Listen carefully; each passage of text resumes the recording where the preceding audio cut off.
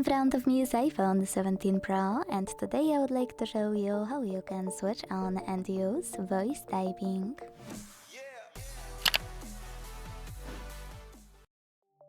Voice typing is one of the most popular keyboard features on iOS device, and it's also my favorite one, especially when I'm in a hurry.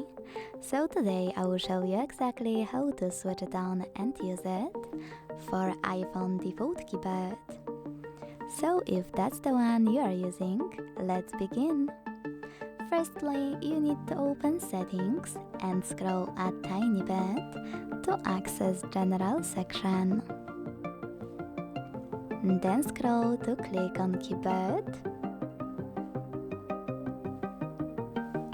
and scroll all the way down to access this switcher next to Enable Dictation.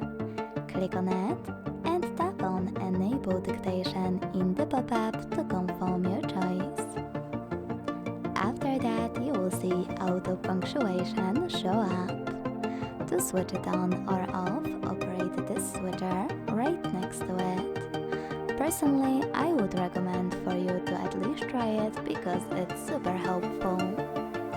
So now, you can finally close settings and launch your iPhone keyboard.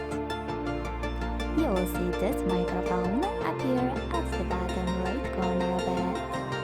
You need to tap on it and start typing right away. So when I do that, I can see that voice typing is working properly.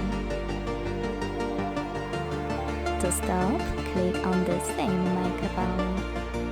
Thanks so much for watching. If you enjoyed this video, leave a like, comment and subscribe. Bye!